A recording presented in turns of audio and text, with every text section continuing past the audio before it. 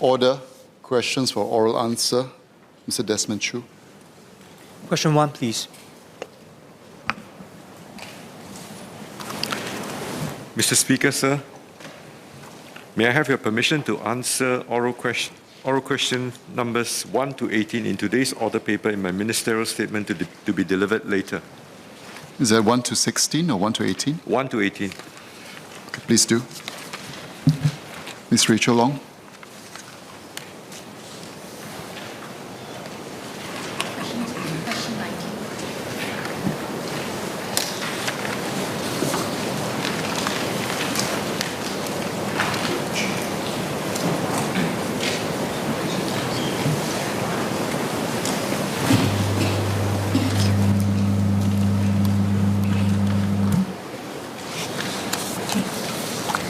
Mr. Speaker, a few preliminary matters, please. First, I seek your permission to answer PQs 19 to 22 together.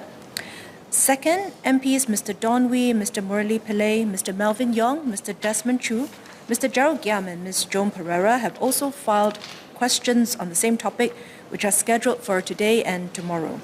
My reply will effectively address their questions as well, and as such, they may wish to withdraw their questions if their queries are answered today. Third, questions 22 to 26 on today's order paper on the issue of fire risk in HDB flats, which are directed to MHA, have a bearing on and are relevant to the MND parliamentary questions. As such, may I request that the answers to both the MND and MHA PQs be provided first, and the supplementary PQs from MPs on both sets of questions be taken together thereafter. Please proceed. Thank you. Sir, compulsive hoarding is characterized by the excessive acquisition of items that are of little or no value and an inability or unwillingness to discard them. While hoarders' homes may be filled from floor to ceiling with what most may deem as rubbish, they view these items as important and cannot bear to part with them. In the most severe cases, the hoarder may even rough sleep outside their homes as there is hardly any space left inside. Internationally, the Clutter Image Rating Scale, or CIRS, is used to measure the extent and severity of hoarding. The root cause of a hoarder's behavior is complex. For example, one's hoarding could be a symptom of underlying mental health conditions like obsessive-compulsive disorder, or OCD, or developed after experiencing trauma or deep grief. Hoarding behaviors could also be exacerbated by social factors such as disputes with one's family or the stockpiling of collected items at home for one's Karanguni business. Hoarding strikes people of all ages. While hoarding is more often observed in the elderly, it is a behavioral trait that could have slowly deteriorated throughout adulthood and then worsened as one ages. Hoarding can also happen within the confines of one's flat, but can also spill out into common areas such as shared corridors. A hoarded home may be infested with pests from rotting food or pose a fire risk, as occupants may be unable to escape in an emergency due to blockages to exit routes from the extreme accumulation of clutter. Hoarding that clutters corridors also obstructs evacuation routes for neighbors in times of fire. The emanating stench may also inconvenience neighbors and be a nuisance by preventing them from enjoying living in their own homes.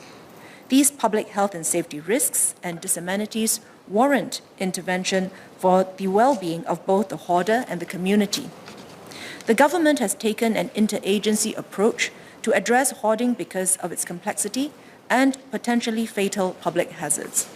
The Hoarding Management Core Group, or HMCG, led by the Municipal Services Office, was set up in 2014 to coordinate efforts across agencies and resolve protracted and severe hoarding cases. The HMCG comprises HDB, NEA, the Animal and Veterinary Service, or AVS, of NParks, SEDF, MSF, the People's Association, and the Agency for Integrated Care, or AIC. In the hoarding management framework, hoarding cases are assessed and prioritized based on whether there is a threat to public health and safety. Where risks are identified to the extent that established rules and laws are violated, regulatory agencies will issue orders or take enforcement action on the hoarder or the homeowner. For example, NEA may order the owner to remove items contributing to pest infestations in their home, while SCDF may order the owner to seize hoarding flammable items such as fuel. AVS will also act against the hoarding of animals within an HDB flat where animal welfare is harmed, or town councils may require owners to remove hoarding in the common areas. The HMCG considers community and social interventions in tandem with enforcement efforts. If the hoarder is suspected to have mental health issues, the hoarder will be referred to AIC and the Institute of Mental Health, or IMH, for professional assessment and treatment. Agencies work closely with healthcare workers, community partners such as social workers from family service centers, grassroots leaders, volunteers, and the hoarder's family members in a concerted effort to resolve hoarding cases. However, even with the involvement of mental health agencies and professionals, deep-seated issues may still result in recurrence as behavioral change is unlikely to happen overnight. Nevertheless, the HMCG has achieved some success, and as of the first half of 2022, we have managed to reduce the severity of 210 cases of hoarding and are actively monitoring these cases to prevent recurrence. If your family member is a hoarder, we seek your strong support on agencies' efforts to declutter, as family intervention has proven to be a major success factor in hoarding intervention. Agencies are currently working on another 260 active hoarding cases. These complex cases remain protracted and unresolved because it is difficult to gain hoarders' cooperation to declutter. Frontline officers face real tensions on the ground, imbalancing between the person's individual right to choose how they want to upkeep their own home and their neighbors' enjoyment of their own residences, especially in cases where the clutter falls short of outright legal violations or do not meet the threshold for public health and safety risks as determined by SCDF and NEA. In such cases, officers need to obtain the cooperation of the hoarder to help them declutter. This involves repeated engagements, persuasion, and at times referrals to social workers and/or mental health professionals. We have encountered cases where hoarders refuse to open their door for inspections or cooperate in decluttering. Some may even threaten self-harm at the thought of losing their belongings. Even if their homes were successfully decluttered once, the clutter may recur, as habits do not change so quickly. However, as recent cases have shown, decluttering is needed not just for the community's safety, but to protect the individual's safety, and the HMCG will continue to work hard at this problem. We empathize with neighbors' frustration with the recurrence of inconveniences and disamenities, but also seek your understanding that the challenges and complexities in hoarding intervention require persistent efforts sustained over a long period, both on agencies and the hoarder's part. To this end, agencies are committed to reviewing enforcement levers and acting more decisively on decluttering efforts. We plan to intensify actions to keep corridors clear for passage. In the coming months, agencies intend to work with town councils to step up enforcement on cluttered corridors. In tandem, the MSO will work with the media as well as social and grassroots workers to further spread and reinforce key messages through more public education on the dangers of hoarding and cluttered corridors. We will also continue to tackle known cases of egregious hoarding within flats. We will work with agencies to assess risks posed by the worst hoarding cases. Where orders are issued for public health and safety reasons and hoarders are cooperative, we will proceed to declutter via the community-based approach with the assistance of volunteer groups. However, even in cases where hoarders are unwilling to part with their items, we will act firmly in the interest of public health and safety to intervene. We seek the understanding of the public that we cannot allow decluttering efforts to be blocked by the remonstrations of individuals who may be endangering public health and safety with their actions. Lastly, the HMCG alone cannot identify all hoarding cases. Residents who come across hoarding behavior with public health and safety concerns may report such cases through the One Service app, which will then be referred to agencies for further assessment.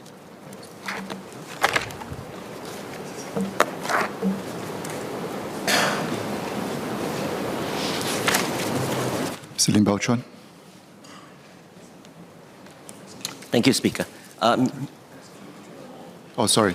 I beg your pardon. The SQs will be taken later. Response by MND.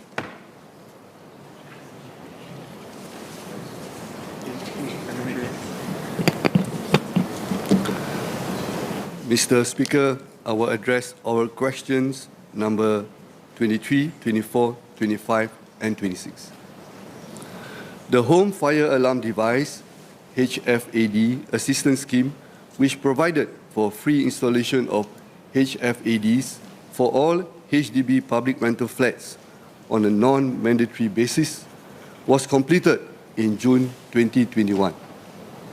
The take-up rate as of the completion of the initiative was 75%.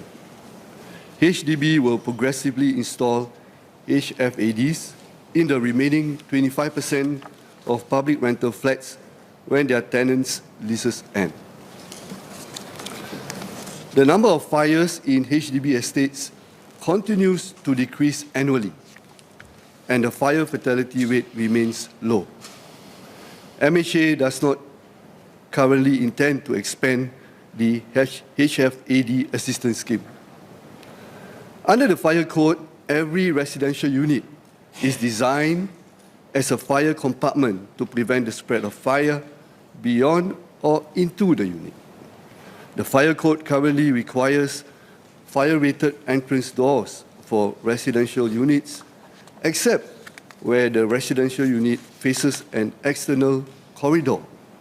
As such, corridors have been assessed to sufficiently facilitate heat and smoke dissipation. Other fire safety requirements for residential buildings include the provision of adequate exit staircases to facilitate swift evacuation of occupants, fire engine access roads, and rising mains to facilitate firefighting operations. SCDF regularly reviews the Fire Code together with stakeholders from other government agencies, industry, and academia.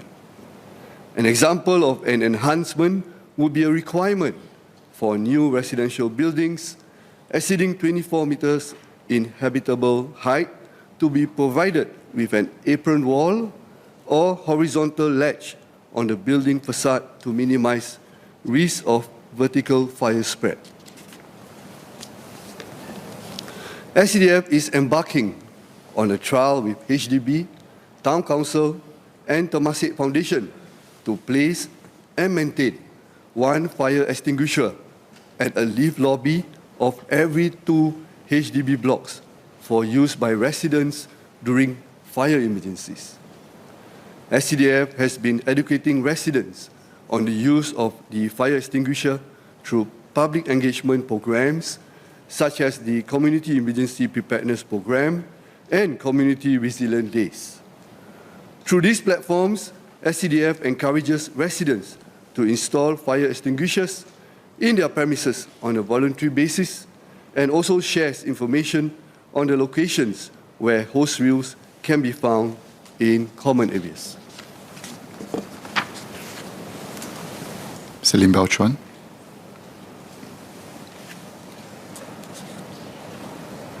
Thank you, Mr. Speaker. May I ask the Minister of State for Home Affairs?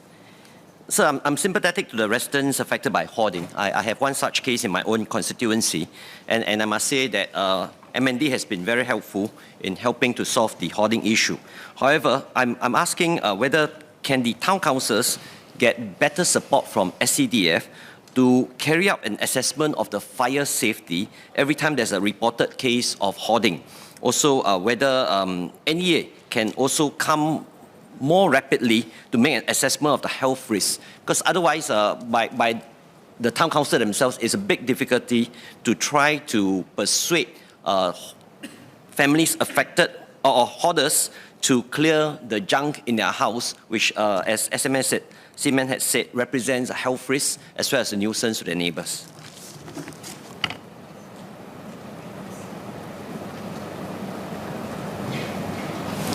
So I thank the member for the SQ. SCDF does not assess cluttered houses or homes in general to be a key fire risk. That said, we understand the member and the public concerns and are working closely with the interagency HMCG to address the issue. Mr. Morelli-Pillay.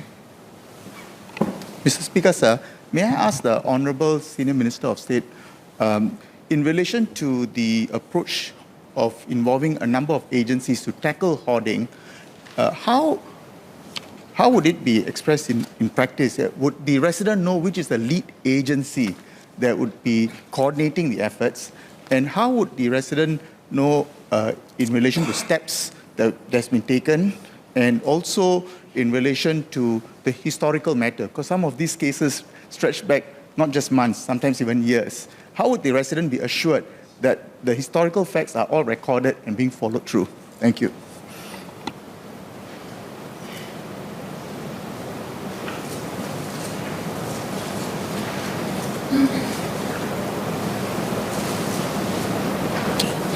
In response to Mr. Murali's question, the HMCG is a multi-agency effort. In practice, however, it would usually be the HDB officers that are interfacing with the case on the ground, and it would also be the HDB officers who are interacting more frequently, for instance, with the neighbors, or perhaps the grassroots advisor, or with the town council, or whoever has been perhaps raising the alert in the first place. As for documentation, within the HMCG, the various agencies consulted, depending on the specific details of the case, would contribute their inputs, and at the HMCG level, we will be keeping a record of all the various cases. Also, I want to take this opportunity to thank advisors like Mr. Murali, who's been following up closely with the HMCG on various specific interventions. Ms. Fumiha. Thank you, Speaker. In view of the recent spate of home fires in HDB estates, my residents have shared that they would like HDB to review the policy around fire-rated doors to mitigate the spread in the event of a fire. So MOS briefly spoke about that. Based on the prevailing fire code, a significant number of households having existing fire-rated doors are being offered non-fire rated doors as replacement under the Home Improvement Program, HIP. So my residents are not quite convinced with the basis for the more relaxed SCDF rules. So I have two supplementary questions for both MOS Home Affairs as well as SMS M&D. First, whether HDB and SCDF can work together to further review the requirements on fire-rated doors.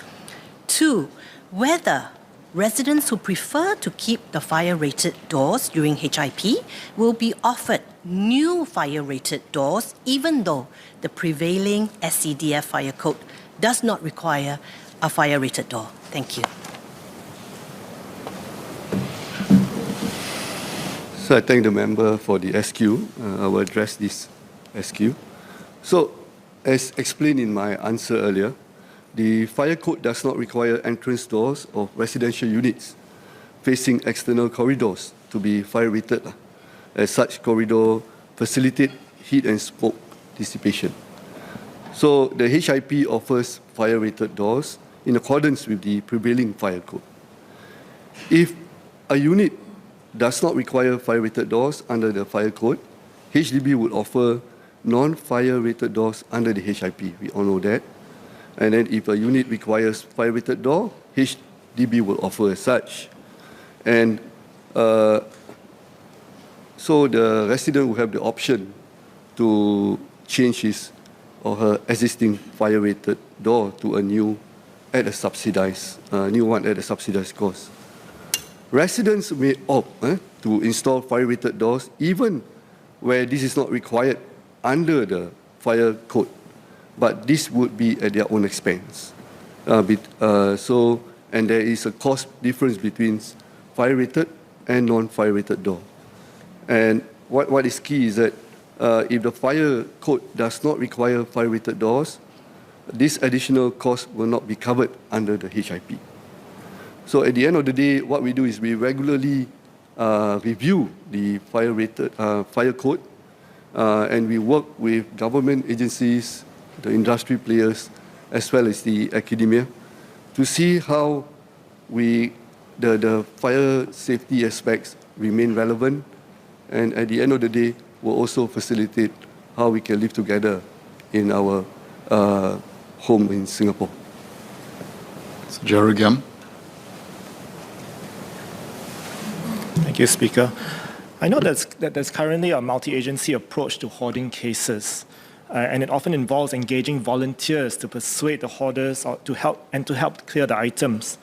I'm very grateful for the big-hearted work of these volunteers, but given that there may be urgent public health and safety issues at stake, does the SMS agree that there's a need to deploy more trained and experienced officers to lead the engagement of the hoarders and for paid workers to help with the clearance so that it can be done more expeditiously? Secondly, the SMS said that just now that enforcement levers are being reviewed. What will be the scope of this review, and will it involve putting more resources into dealing with this difficult problem, not just in terms of engagement, but also in terms of engaging the hoarders and their families? Thank you.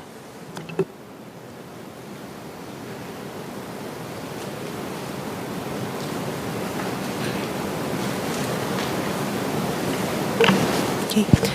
In response to Mr. Gerald Giam's questions, first, in terms of the clearance of clutter, we do work together with a variety of partners. So yes, volunteers are very helpful in this regard, but also there are professional officers who are involved. I just mentioned in response to Mr. Murali that HDB officers are very often on the front line, and they are spending their time together with MSO officers to effect the clearance of items as well. So the key, though, is very often to obtain entry and cooperation, especially in the cases where the level of cluttering or hoarding falls short of outright legal violations. This is where most of the effort is being expended. And in terms of the enforcement levers, within the HMCG, we do and will continue to work very closely, first with the technical agencies whose professional assessment we rely upon to determine whether or not a legal order can be issued. And these are all covered under their respective acts within NEA as well as SCDF's purview. I mentioned, for instance, AVS as well. That's for a smaller subset of cases.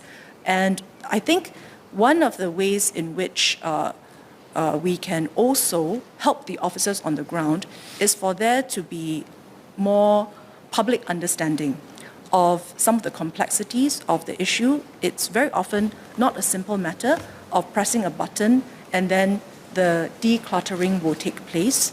The individual is very much a part of the picture, and sometimes not being able to contact the individual or evasive actions taken by the individual to avoid anyone speaking with him or gaining entry to his or her flat, very often that can delay action very considerably. And also the degree to which the family members are supportive also make a very clear difference on the ground. And to this end, the media reporting recently has also been, in my opinion, very helpful, because I think it helps people understand a little bit better that it is something which is not so straightforward to do, but that efforts are being expended on the ground, and we will continue to do so. Ms. Joan Pereira.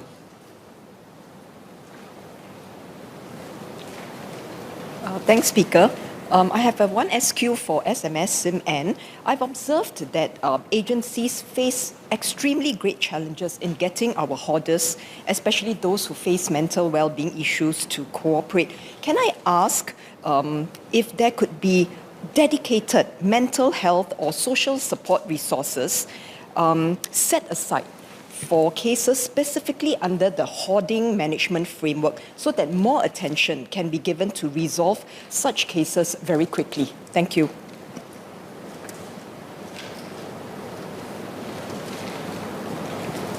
Thank you, Ms. Joan Pereira.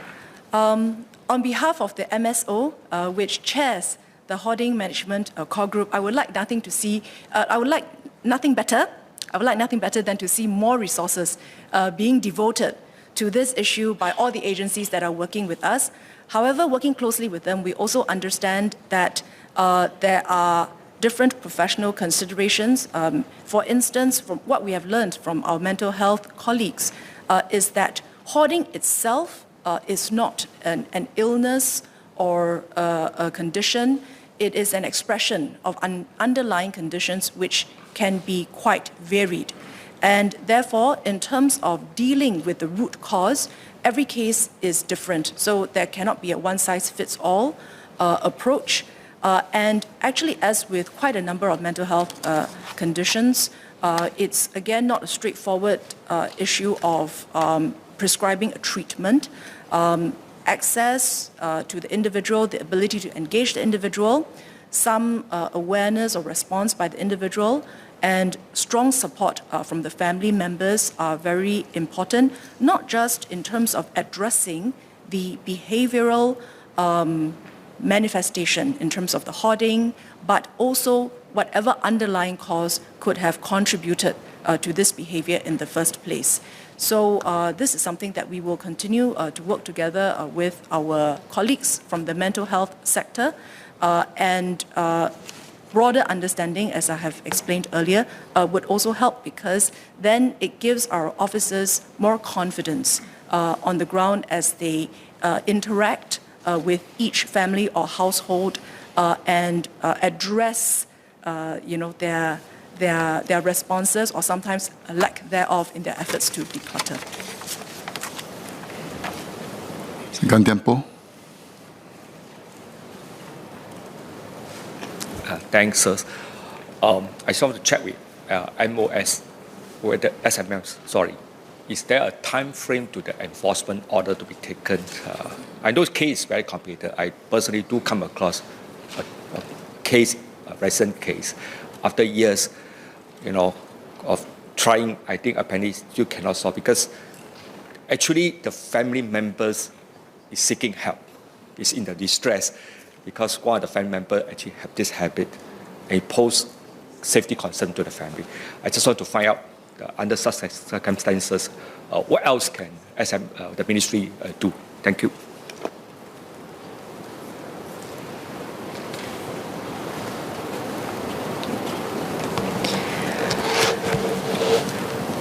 Thank you, Mr. Gan.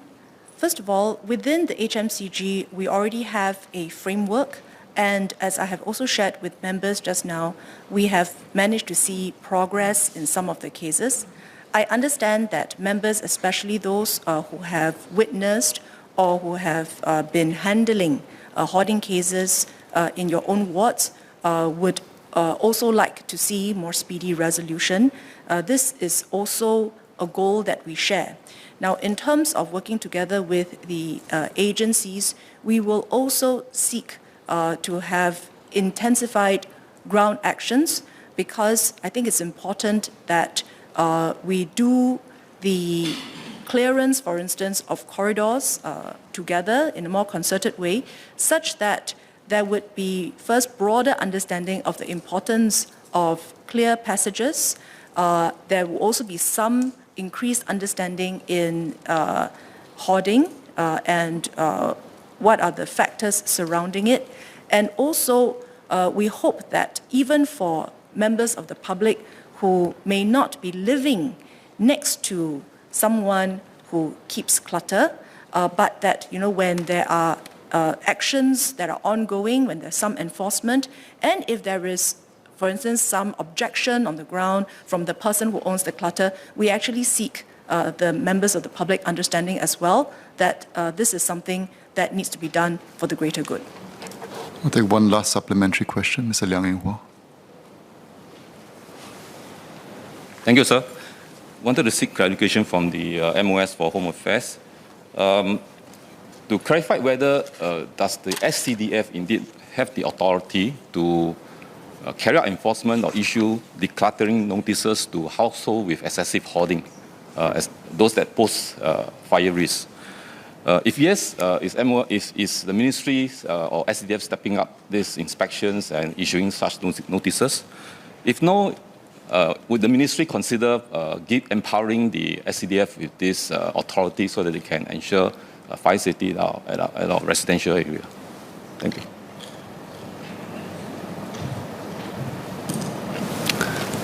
So I thank the member for the SQ. As I shared earlier, SCDF does not assess cluttered homes in general to be a key fire risk. So at the end of the day, we have to look at the different cases. And however that said, we understand the members and the public concern, and we are working closely with the interagency of HMCG to look into the issue.